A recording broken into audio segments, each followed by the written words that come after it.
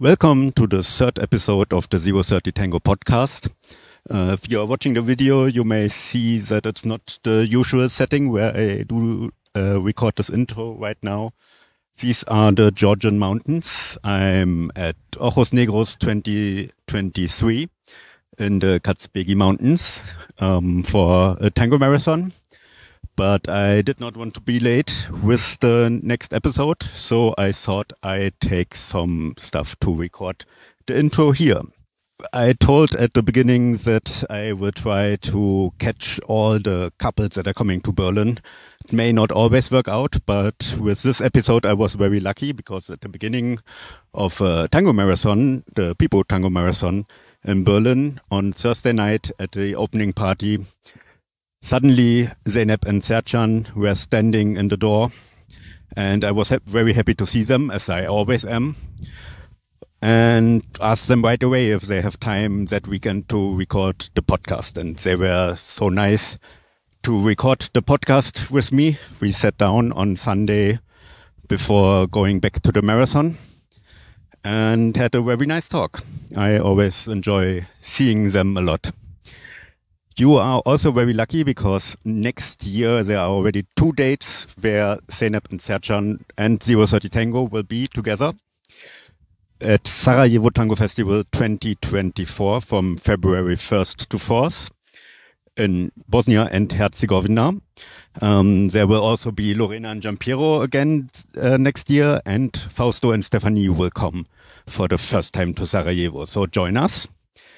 And I was also invited, thanks to Zeynep and Sercan actually, to La Ventana Tango Festival in Istanbul in Turkey from May 16th to 19th. So if you want to meet me or Zeynep and Sercan, obviously, join us and we will all be happy to see you. Now enjoy the third episode of the 030 Tango podcast with Zeynep and Sercan.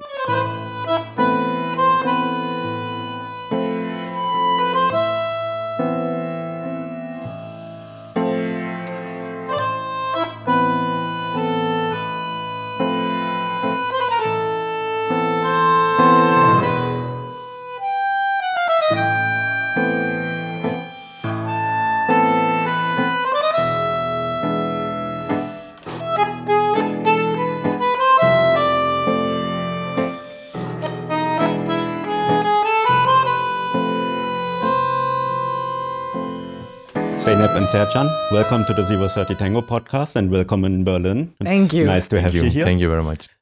Before we start with any questions, how can people find you when they want to follow you? My Instagram account is Sercan Yigit with double T at the end.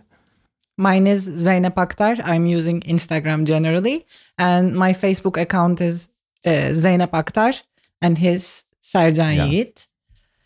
We also have a common Facebook account, Sercan Yigit and Zeynep Aktar. And we have the school's Instagram account as well. It's called Tango Nar, N-A-R. It means pomegranate in Turkish. My mother actually found the name for us many years ago. And that's it. Yes. How did you start to dance tango? After my obligatory military service, I just wanted to make a vacation with a friend of mine, and there we met a guy. He was former karate champion of national team of Turkey. We met, became very good friends, and we kept seeing each other in Istanbul as well. And he had a friend of him. He was a tango instructor, and he was kind of insisting, we should start dancing tango. It's beautiful, And I was saying come on, man, I'm a Turkish guy with mustache, And then he kind of convinced me and we started dancing. After 2 months, he left. And as you see, I'm still here. Actually, I'm not sure if I should tell my true story or not. Yes, tell the true story. Truth hurts. Exactly.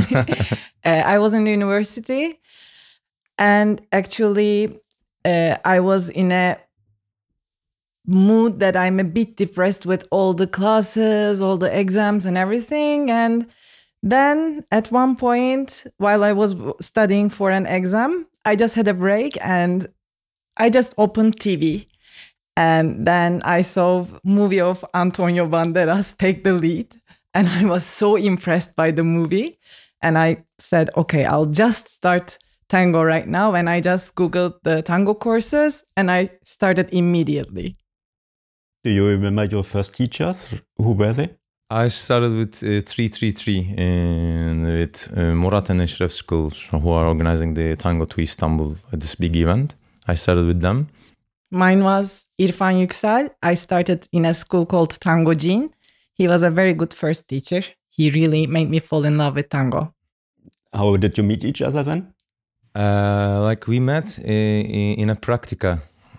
We danced for the first time at a practica. Me, yes. Yeah, at Taksim area. Now is the same place where our school is located. And we danced at this practica, and the same night I think we also danced at the Milonga. At one of the very famous milongas on that time. And like this, it started like this. I was dancing for 6 months. 6 months yes. when we met with Zeynep, and I think she was dancing for 1.5 years, Yes. right? Yeah. And at what point then did you decide to work also with each other? Actually, like I was working as a SAP consultant back then. It was just kind of start of my career, but I really didn't like it back that time, you know. I was really depressed and like looking a way out of, like, I don't know, being the slave, working all the time in a way that you don't like. And then when I was dancing, I think for 8 or 9 months, I quit my job. And I started work together with Zeynep like a lot, like 5-6 hours a day, meaning also milongas on our free time. We were going daytime to practice and we were spending a lot of time. Then obviously we needed money as well. I mean, I needed money. That's why I started to work with Ramo, you know, like Ramo, Gogos Ramo, as a real estate agent. So that was quite good times for us. That's the story, yeah. When he was actually dancing for 6 months, I really liked the way he embraces and uses the music. This is why I was like, oh, okay, we should work together. Because at that time, I was also searching for someone to practice. I really want to practice, but I cannot find anyone who is as eager as me. This is why I just said, okay, let's start working. And we start renting places in the daytime. And like wherever we find, we were just trying to practice. And then I think everything started gets official when we won the championship in Turkey, I think in 2012. Yeah, when we were practicing together, to be honest, we didn't have any goal, you know, like being a professional or I don't know, teaching, like starting with a school project. We just loved like to practice together. We were this obsessed. Discovery time, like, and this obsession took us so much in. So it was really enthusiastic times. Still, I feel the same way, like practicing and everything. It was very nice moments. And then we became the Turkish champions when I was dancing for 1.5 years. And then people started to ask slowly for classes, and slightly I changed like all my career from like real estate agency to tango. When you started to work with each other, because you had different teachers, did you have to adapt to each other in a certain way, like relearn stuff? Back that time, we didn't have a lot of styles and techniques and everything. Now it's like good maestros were coming like from Argentina, for instance, to Turkey. And nowadays, people are more lucky. Back then, it was just 2 festivals, and there were no, let's say,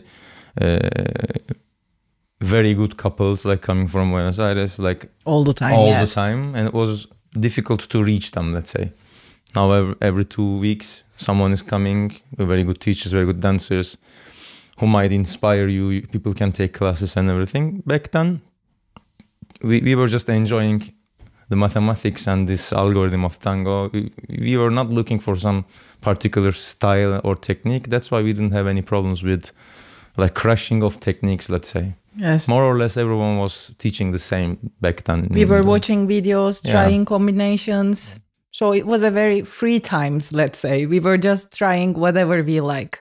Maybe that was a little bit tempting for me. If I think like back then, if someone would say you need to dance with this particular style, maybe Yes, I wouldn't be liking it. I don't know.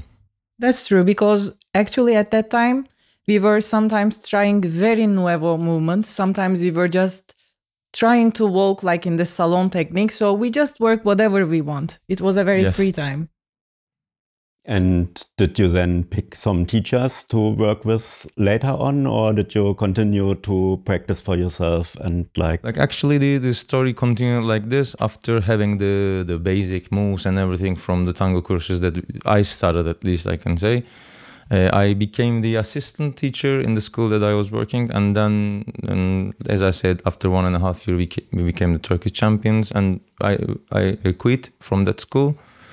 And then we were already doing a lot together, like practicing, and we were trying to discover, and we were trying to understand. Sometimes it was also pushing us a little bit stronger if we were not able to do something. But at the end, we came to a point that we were not able to answer the questions that we had. So we decided to go to Buenos Aires. So for 5 or 6 weeks, we planned the travel.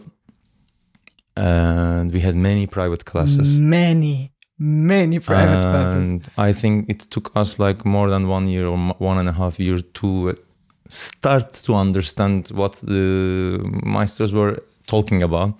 And it was the changing moment for our tango, I think. And then slightly people started to come to Turkey more often. We had the opportunity to work with them as well. Still we are taking classes. Still we are taking classes. Like this. do you have like the biggest influences from the Argentine maestros? I think I like in every couple I like something else. So I can't say like this particular couple is inspiring me a lot. I try to see in each couple the beauty of them like separately, and if I really think that I need to ask it, then we are discussing it with Zeynep. Should we work with them? If we work with them, what can we learn from them? Yeah.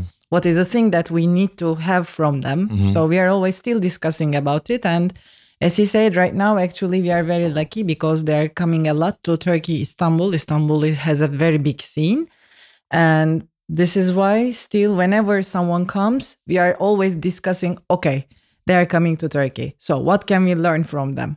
And this is why we still keep on taking classes. And at what point did you decide to open up your own school? Actually, like the things brought us there, yeah. We were working, like we had a co-partner and like things didn't go well. We decided to continue with our own school because we were working in our space and we rented another one and we were sharing 2 studios. We had plans to grow, let's say.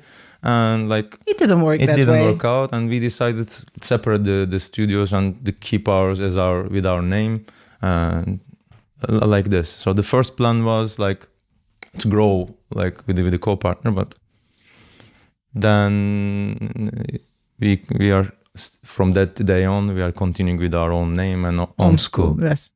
And was it easy to establish your school? Because there's a lot of competition in Istanbul, obviously, like lots of teachers, a bit similar to Berlin. Mm-hmm. Like we are trying to keep the level of the school in a more boutique way. Let's say, as a small school, we just have 1 milonga and like one practica. One practica. I don't know. Sometimes people say your names are in front of the name of the school. It's sometimes an advantage, sometimes a disadvantage, because we are not investing a lot for the beginners, you know. For instance, there are other schools, they have 3 or 4 studios all around Istanbul, and they must invest a lot for this turnover in the economical way, you know. We are a little bit more boutique, focusing on more like working with the advanced dancers or intermediate dancers. We have as well beginner courses, another couple is working for us. I love the way it is. So because I believe like if you get bigger and bigger, Problems get bigger. Problems are getting bigger. So let's say like an optimum income and more time for yourself. This is the way that I want to live, let's say. Because also, I think at the same time, this is not the only way that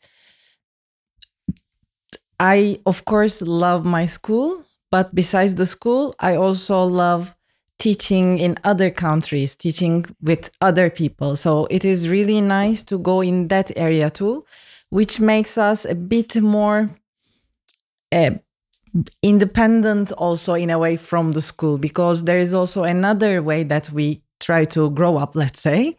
This is why we are trying to keep the school in the medium, because I, of course, love teaching and I love our students. I love the connection that we have in our school. It is really nourishing. But at the same time, we also have a career other than just as local teachers. This is why we are just trying to balance it.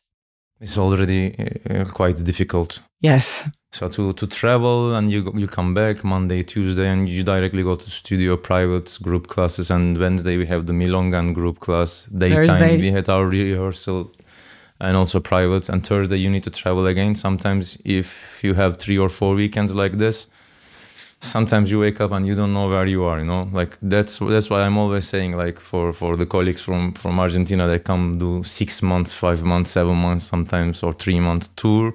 It's very, very difficult. Yes. Even now, like after 3-4 weeks, in between we are going home. So we have the comfort of these 2-3 days at home. We are like, it forces us a lot. So I can't imagine how they feel. So it's not easy, like people sometimes see from outside. Yeah. I also always heard, because people say, you're doing just the videos, you know, it's nice, you can travel around, it's fun. And then like after 3 weeks in a row, I'm like, okay, I want to go to bed now. Yeah. Like show is over, 1 o'clock, thank you, bye.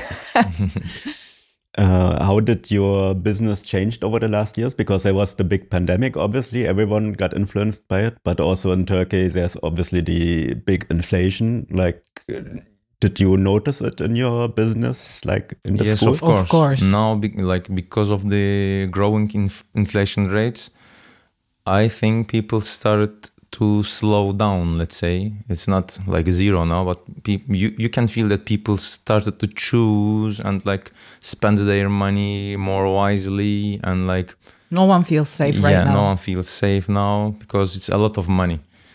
Like with the income that people are getting, it's almost like impossible to live like a quiet life without any, how to say, problems in your head. Because also going to tango, to 1 milonga, takes a lot of money. Like people earn with Turkish lira, but it's almost like euro prices in Istanbul right now. Also, that affected like our business in a bad way. Yes, because we cannot just keep our prices same with the inflation, but of course it is difficult with the rents, with all the expenses that school has. So it is really difficult time for all of us right now. Yeah. But I think it's still the cheapest attraction in the city, because like yes, now it's true. 150 liras, for example, one milonga, which is approximately 4.5 or 5 euros. You can't spend an hour in Istanbul, like 4 hours dancing with air-conditioned place, for example, with some snacks at some places. But of course, if you add the auto park cost, and if you eat something, if you have 2 beers, then all of a sudden it's something, you know. People need to calculate. I understand it. Yes, it's a bit difficult time. Yeah. We will see what's going to happen. Tango will win. I hope so. Yeah, let's hope that it gets better again. So when it's more about the dancing, how do you see your role as the follower and leader in the dance, like for performances and socially? Like I don't see it like follower and leader. Like I feel more, obviously there should be someone who leads the stuff and everything, like the musicality, especially if you are dancing improvisation. But I feel more like we create something together, and it inspires me more. It's like questions and answers. For instance, when we are working to create a choreography, for example, the way we are practicing the choreographies, we just put the phone like filming and we just improvise. We just dance casually. We just dance casually. Sometimes during the dance, I feel she's stopping me, kind of taking the lead, and this creation together, it's kind of inspiring me. Yes, it's not just like leading and following. It's just keeping two energies together. We are trying to create one energy, but it is not like one is very, very active and the other one is passive and something is happening. Actually, we are both open to both speak and listen to each other. And I think this is what makes us actually communicate better during the dance and also in our lives too, because it is not just being a leader or a follower. It is just trying to create something meaningful together. So to create something meaningful, you need to be both active in a way. Even when you are listening, it's not listening like this, it is active listening. I'm just trying to understand what he's offering, what he's saying, and then I can just give him an answer that would satisfy both each other. Yeah.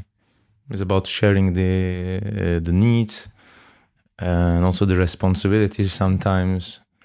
Also the expectations. If you put everything together and mix it well, then you have a nice cocktail at the end. Mm-hmm. At least I like the taste of it. I don't know. The people obviously like it too, so Thank you. seem to go the right way. When you train together, you said like at the beginning you trained like a real lot together. Do you still train regularly? Do you have a process for it? We try to plan it actually, but it's not like people think. We can't like practice every day, unfortunately. I would love to. But sometimes you have a lot of private classes, and like maybe you came from a city to work, and you just, I don't know, need to go home and rest a little bit. But normally we are not practicing as much as we practice on back then when we just started dancing tango, obviously, because we don't have that much time. But now I feel if we practice a good 40 minutes, yes, I was just going to say, with the experience, let's say, and like I know her and she knows me. Sometimes we go to the studio to practice, and after 5 minutes she says, "You are not in the mood. Let's go get a coffee," because she knows after 5 minutes we are going to start the fight. You know, I can feel it. That's why, like, the answer might be we practice like a little bit unorganized. We organize it when it's that end of the events are coming closer. We practice more, but we still like to practice with each other and like try to discover new things. Yes, when we make for example, good practice together, it really made our day. We are just walking on the street just like this because you just feel the energy of it with you. So this is why we still practice. And I think right now we are not practicing, of course, 6 hours a day together, but we are practicing more wisely, let's say. Yeah. This is why it is okay to practice less. But of course, if you don't practice, there is no way that you will improve. So you need to practice. By the way, individually, obviously, we practice every day. Yes. The practice, what I mean is like practicing together. Together, yes. In a way, we practice mentally together all the time because we have at least 3-4 privates a day, for example, and we are always like the group classes in the system together. So when you show something, when you explain it, for example, when I explain something with Zeynep, every time I'm also like mind-wise, let's say, working. So it's also kind of passive practicing, but it's nice. Do you ever get stuck in your development, like where you have a plateau and think, oh, we can't make the next step in our dancing? Yes, this is always the same. I think with other people as well. Like if we talk, for instance, with other colleagues, they have the same. They feel sometimes this, oh, I can't improve my dance anymore. This feeling, you know. Yes, maybe this is my limit. Yeah, this is my limit. And once you are a little bit further than this joy and happiness, which lasts for 2 weeks, and then you are again in depression.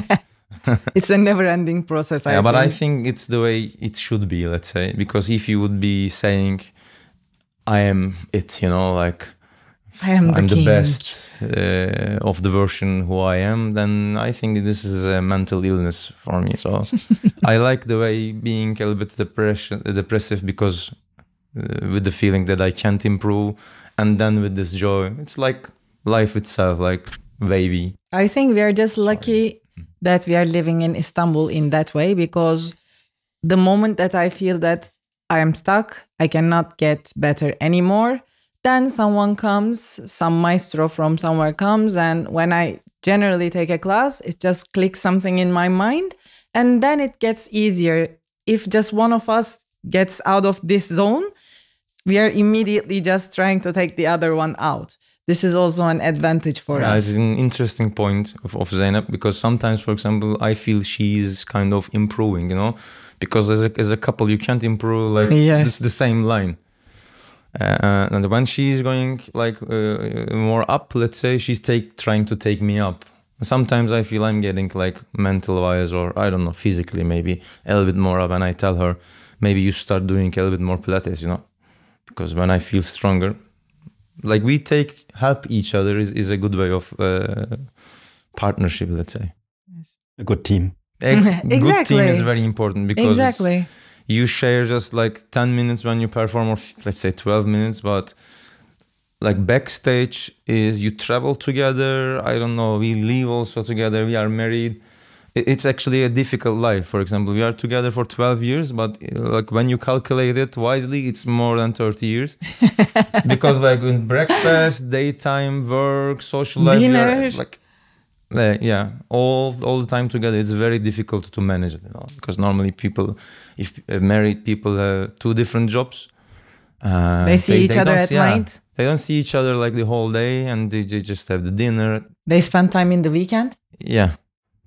So we are, I think, more married. Twice as married. Yeah. Do you have professional goals where you want to go to? Is there something up ahead where you think, okay, in 5 or 10 years, I want to be there? Yeah, I think now I'm 38. Around 45, I just want to get retired of some of the professional part of my career. Let's say we have a school. We are traveling to teach. We are also organizing events like marathons in Turkey. I just want to choose like maybe 2 of them, because like I started to feel I don't have the same energy like 8 years ago when I was around 30. This is my professional career goal, let's say. For now, I can change it maybe, I don't know. Yes. I will put 2 more things, DJing and photography maybe. No. No. For me, I think it's very nice of our job that we have a chance to travel. We have a chance to meet with a lot of people, see many places.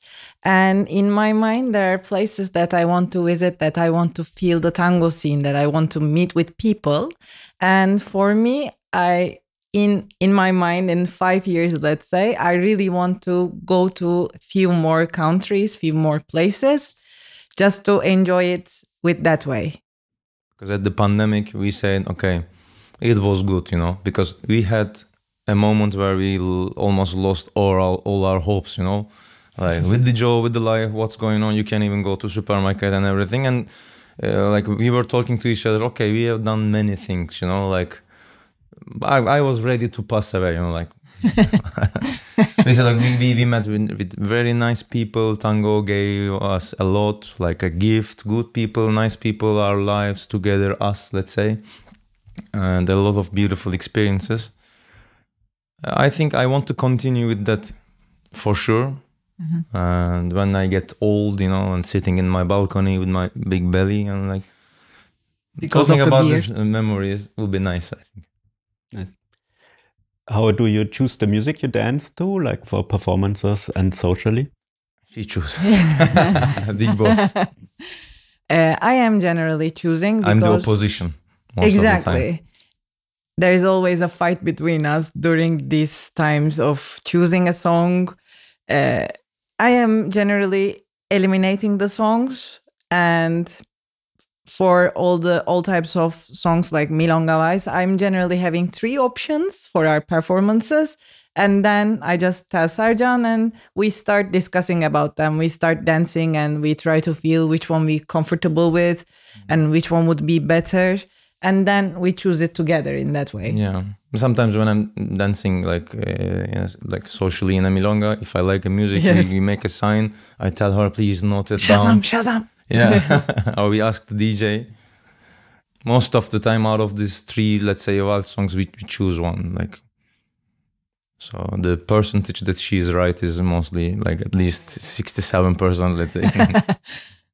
And for your performances, do you prefer like to dance to the old recordings or to live music or new recordings of the old songs or completely new? Mostly we are dancing the golden age songs, yes. right? Like the old versions. Old versions. We love the feeling, the taste of it, let's say.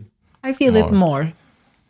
Because like I like to dance with the orchestras like socially, let's say, but during the performance it might be a little bit tricky if they change something because it's live, you know, anything can happen, and it's kind of different responsibility, which is nice. It keeps you alive. Yes. But I would prefer to dance like with the recordings.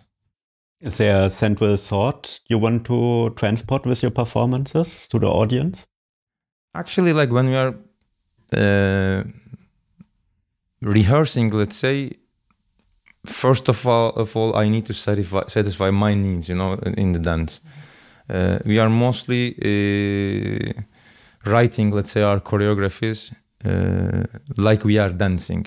We are not stopping, for example, and saying, okay, here we need to put something which would impress people, and we don't play for the applause. We should do this combination somewhere in the song. We never say just it. Dancing. Sometimes it takes more time to discover what we did when we are like improvising, because we are doing it it just goes out of our bodies, and then we say, oh, I feel great, let's watch and see what we have done.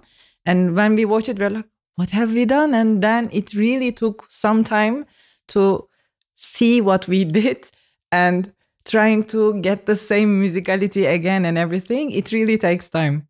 Yeah, like it's like a secondary like show, let's say, that we prepared before. Like it's the closest version of our natural feelings and the way that we dance. That's why I like it. Is we can like transmit our feelings and what we feel more to the audience. And I think, as far as I know, that I talk with people love this also. Like they say, like, you look natural because it is natural, like what we try to do. We are not trying to copy one good movement from another colleague, for example, at least in our performances. But so the performances are mostly choreographies. You prepare them. Mostly, really. For example, if we dance 5 songs, we try to dance 2 improvisation and 3 choreographies. Mm-hmm. So we don't like to improvise everything. When you see another couple perform, what do you look out for? First of all, I look for the chemistry that they have exactly, together. the connection. The connection. And like, I'm questioning like if it's real, let's say. Because like, I don't like it if the performers are kind of faking, and you feel it, right? Without feeling it, if you look like this, etc. This kind of things, what I'm talking about. Yeah, the first thing I'm looking is the chemistry between them, and obviously then their technique, how they use the pista and their dancing, their musicality, obviously. Of course, technique is actually affecting everything. Yes. The way they step, the way they use their technique is, of course, affecting how comfortable they are with their body and how good they're looking while they're dancing. Of course, it is affecting, but I think it is the most important thing, the feeling that you have when you watch them. Because as he told, sometimes you feel that you see some series of movements, let's say. You don't see a dance, but you see lots of combinations without any connection in between, without any connection even between themselves, those people. So it is really important to see what they are telling with their dance, what they just had in their minds about this song, about their attitude together, about their technique. So it is really nice to see something that is natural and beautiful for me. Generally, I'm not looking so much for the combinations or different movements that will shock me. I'm not looking for it. I'm just looking for something honest when I'm watching. The chemistry, and at the end of the song, for example, I'm questioning if they were able to take the audience and me in this fountain, how you say, in this balloon, let's say, of emotions.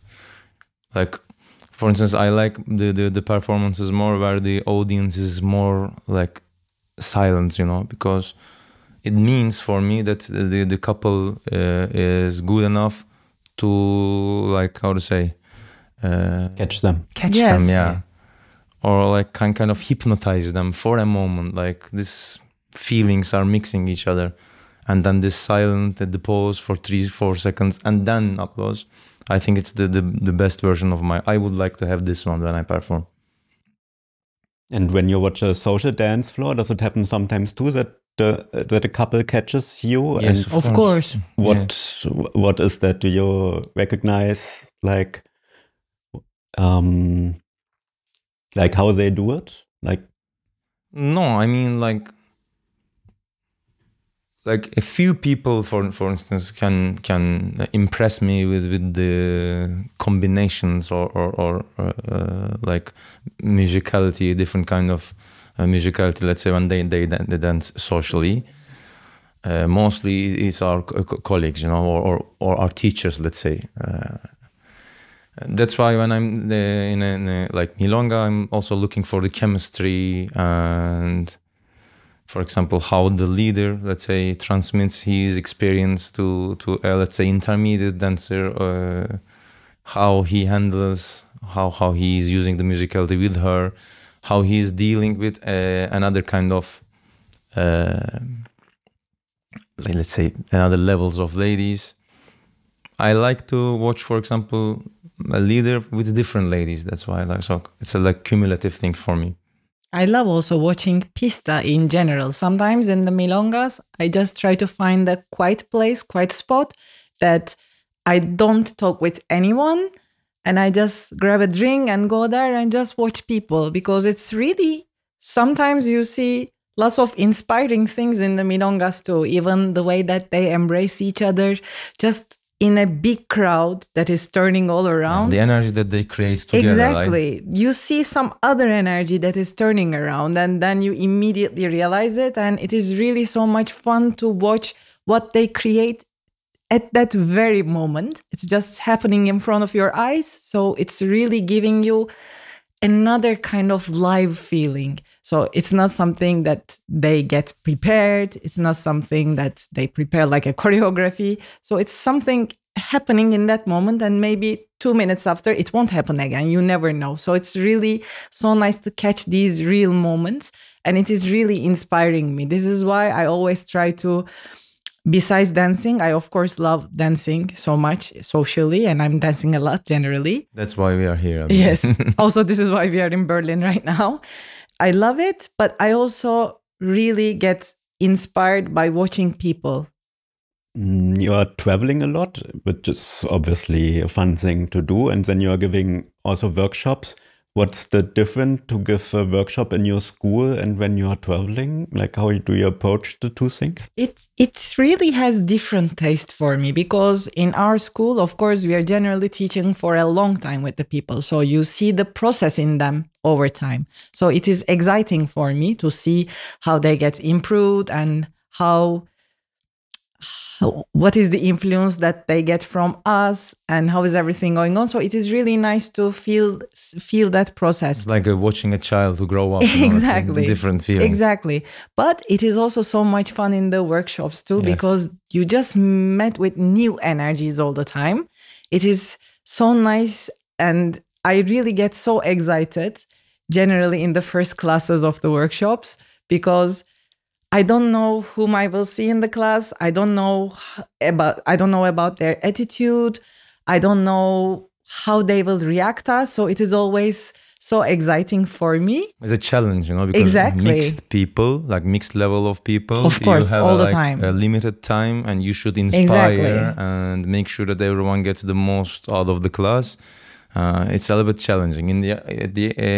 On the other hand, in Istanbul, you give the workshop, and on Saturday, if you are in Istanbul, we're at the practica, so people have always the chance to come and ask again. So there we feel a bit more Relaxed, yes. Yeah. Sometimes you know that, for example, in some classes, we just teach something, let's say 1 week. The week after, we just go to the class and say, okay, guys, please try to do it and let us see what you have done. And we see that they didn't do it well. So we say, okay, let's work it again. But in that case, in the time of traveling, you don't have that, of course, thing that's going on. So you need to be impressive. You need to just express yourself well. You need to, in a way, inspire people to just discover something in their dance. This is why it is a bit more difficult. Yeah. Exactly. Because you also need to create this connection, like emotional connection, in a few minutes, let's say maybe 5-10 minutes, so people should like you, to open their minds to learn from you. And at the end of the class, you need to make sure that everyone gets the most of it, out of it. A difficult task, let's say. How should the students come to your workshops at festivals? Like with what kind of mindset? What do you mean? I didn't get the question. Like when they enter the class, should they how should they approach it to get the maximum out of it? Okay, like we like our style of teaching in the classes, because even if the organizer are kind of saying, okay, this class is intermediate, this class for all levels, this class is for advanced, sometimes people believe if they come to advanced classes, they will learn more. And it can happen that like 20 couples maybe, and 10 couples of them are like beginners or like upper intermediate, let's say, who came for the advanced class. That's why we have a system. We start like a reverse pyramid. And we start with the basic things, whatever we are going to do. And we say, if you do it, we give you more. And like we go like to opposite directions when we are teaching. So if I see, for instance, an advanced dancer who can do the thing, I don't want him to lose time. I'm giving him something more info related to the topic. So, or vice versa. If we see someone is struggling so much with the thing that we are doing, we're saying, first try to do this one clearly, because this is the basic of it. And if you do it well, it will work also again for you. So we are just simplifying some things for some people. Yeah, because we had some bad experiences as well with this issue when we were taking classes back then. Like sometimes the teachers, they were saying, and I respect that as well, but I don't like the idea. Let's say I can't do it. Like it doesn't fit to my character. Let's say they were saying something like, "This is an advanced class. You shouldn't have come to this class if you're not an advanced dancer. Sorry." So it's not the way to solve problems from my point of view. That's why we talked about it, like in the beginning of our like professional career, and what we could do, for instance, for that to solve that. And this was the solution. I think it works well. That way, no one complains, at least, let's say. Yes. Do you think the students should go to one teacher? Like your students, for example, should they take your classes so they have like a stringent kind of learning experience, or should they go to different teachers? I think this depends on each individual, let's say, because everyone's learning process and understanding of the things are different. But I think at least if you like a teacher, you should kind of continue a little bit. Let's say if you're an advanced dancer, if you like the style of Jonathan, maybe you should kind of continue with him at least 6 months, 8 months. No one can change no one can change a dramatic change, at least, let's say, in one hour of class. You know? In 1 hour of class, you can have only an idea of how the An instructor is teaching. Yes. If you have a good chemistry with the teacher, like if you'll be able to work for the future. Yes, but if you are above a level, you can also work with different teachers. But people should make sure that one technique should not affect the other one. For instance, if you work with, let's give like this kind of example. If you work with like a style of Nuevo at the same time Tango Salon, I would ask why. If you like Nuevo, continue with the Nuevo, for example. Choose 2 couples, 3 couples, or you continue with Tango Salon. This is my idea. Of course, they can, for me, take classes from other teachers, but I'm completely in the same idea with Sercan. So it is a bit of dedication for me. So to get the idea of someone, you need to be a bit more dedicated in the first place, let's say. So it is nice to, of course, see the other perspectives, other ideas of the people. It is nice, but you should get a little bit deeper into exactly them. Because otherwise you have always an idea of, I don't know, Sercan, an idea of Jonas, Zeynep, and at the end you have 100 ideas and you can't use none of them. That doesn't make any sense. I mean, exactly. You spend a lot of money for it. Is it a problem in Istanbul if people go to different teachers? Because I heard like lots of rumors that they watch out very carefully. Okay, this is my student. He stays at my school. It happens like every other city in the world, I think. Yes. And it happens, but it's better than before. I think 10 years ago it was a bigger problem. Now people are more relaxed, I think, about this issue. More independent. Yeah. Because also, of course, the population of tango grows at that time. So there are lots of schools right now, lots of new people all the time coming to the scene. So I think it is much more relaxed right now, but that's true. There was a time like this. So if you are a student of this teacher, sometimes there was a time that you cannot go to even a milonga of another school. So we really had a nice way. Yeah, maybe some instructors, they do the same thing still, but I don't know. Like our colleagues and our close friends, let's say, they don't have such a thing. But I believe also like within the years, the tango scene in Istanbul became more professional, let's say. So I think before people were kind of creating more emotional connections with their students as well, then they were getting hurt, you know.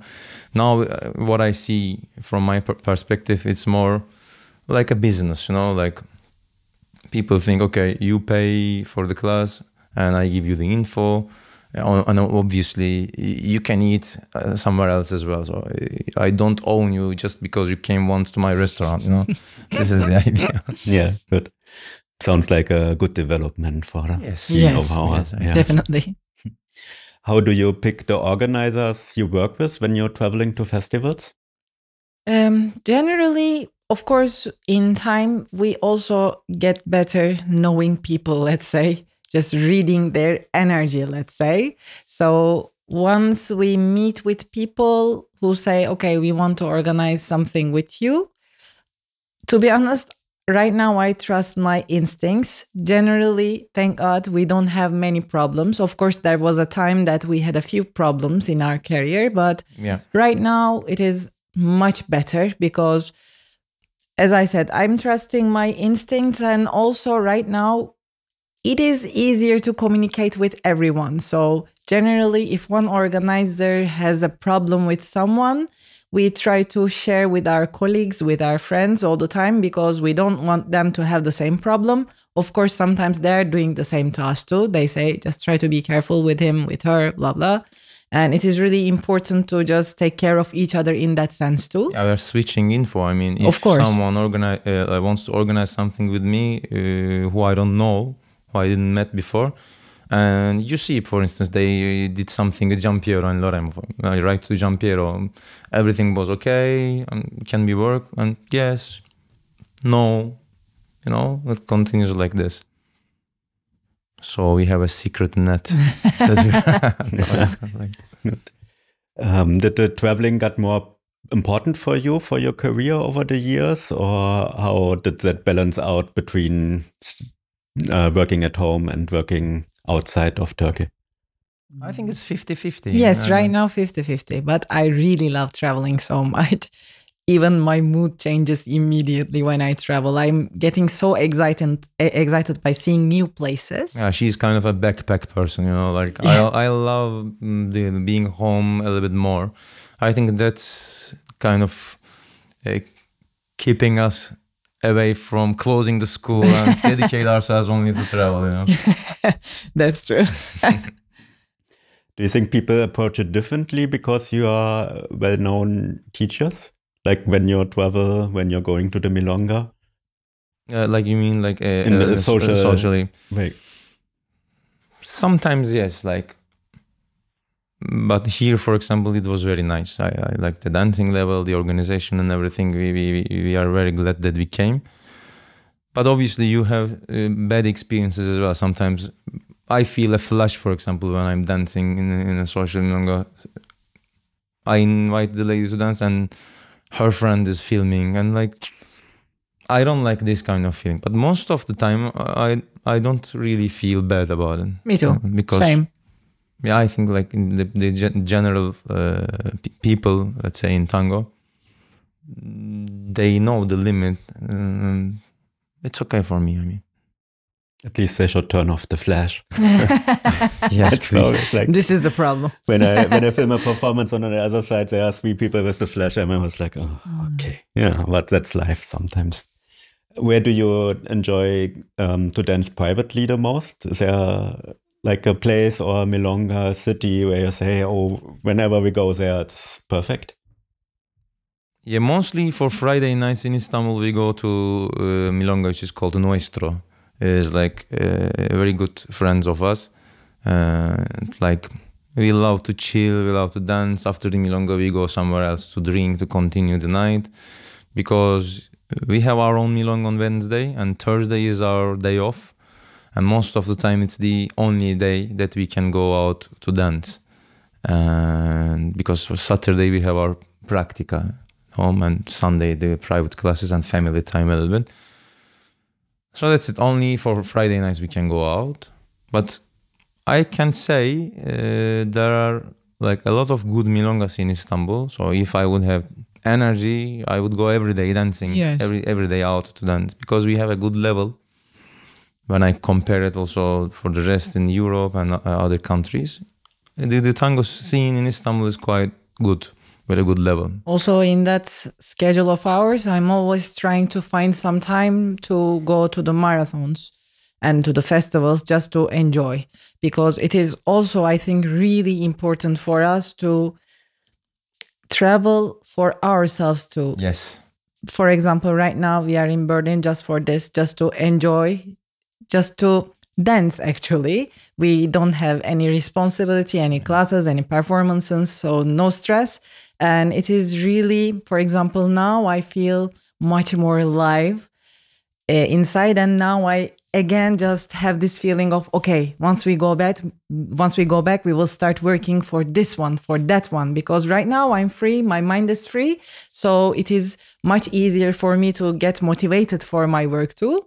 And I'm really enjoying dancing socially, meeting with people, watching people. So it's kind of nourishing me in that way. This is why in each 3 or 4 months, we are always trying to find some event to enjoy for ourselves. Yeah, because you need it. It's kind of... Yes. Otherwise, if it is just work, then it is getting a bit difficult for you to get inspired. You just becoming get mechanical stuck. a bit. Exactly, get stuck in your own dance. And as he said, you are getting a bit more mechanical, just like a duty that you are doing. So it is important to get inspired by something, also in tango again. I'm sorry I make you work in Berlin now. How do you pick your dance partners at the Milongas? It depends. Like first I watch the pista, and obviously I'm looking for the level, how they dance, if they are really concentrated to the partner, and if everything looks all right. For instance, if I know the guy that he is dancing. I look at his face if he is happy to dance with her. This is one way. And another way, I just pick someone randomly. It's kind of a nice surprise, because like that way you get to know different stories. It's not all about the technique and everything, because like sharing the time, I like this part of tango as well. So at least 2-3 times, I'm just picking up a lady who is, I believe, ready to dance. I don't pick ladies. I don't ask ladies to dance no cavazia for them if they sit like this and play with their phones. I want to see this like energy. That's the way I'm choosing my dance partners in social milongas, let's say. I'm also looking at the pista while people are dancing. So first thing is I'm just trying to see this energy that I also talked about before.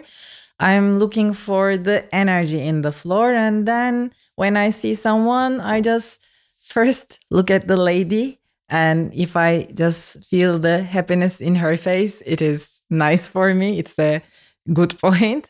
And then I also watch, of course, their dance during trying to see different tandas. For example, I am generally more careful looking at the pista in milonga and vals, because generally if people are dancing good milonga and good vals, then it is more certain that you will have a more enjoyable dance, let's say. This is the way I'm just... Tactics. Exactly.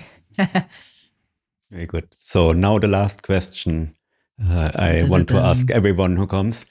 When someone starts to dance tango tomorrow, what would be your advice to them? Whoa.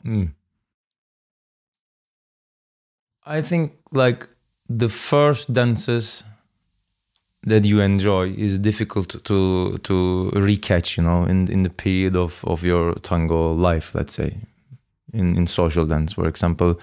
I remember some dances, they were so good for me when I was dancing for 6 months, 7 months. When I told it, for example, to a more experienced friend of mine, you should dance with this lady, she is amazing, I felt so good. And he said to me, yeah, you'll see in 5 years. This like how to say, this satisfaction feeling with time, it's very difficult. It's getting, let's say, more difficult to find. That's why my advice would be like, enjoy each moment. Like, it doesn't mean that you are dancing 6 months, you are not going to enjoy the dance. Maybe you are going to enjoy it more, like if you compare it with an experienced dancer of 10 years. It's difficult to satisfy yourself with the time, because you look for technique, and the light should be like this, and the DJ should play good music, and the floor and everything, On the other hand, it's just, I don't know, one piece of small bread would make you happy, let's say, That would be my advice. And the second advice, they should start immediately dancing, because this is the biggest mistake, I think. People say, I need to learn a little bit, and then I can come to milongas after 1 year. First, exactly. I need to learn how to dance. No, you learn it by coming to milongas and practicas. I stole her exactly. That was exactly my sentence. No, I won't speak now.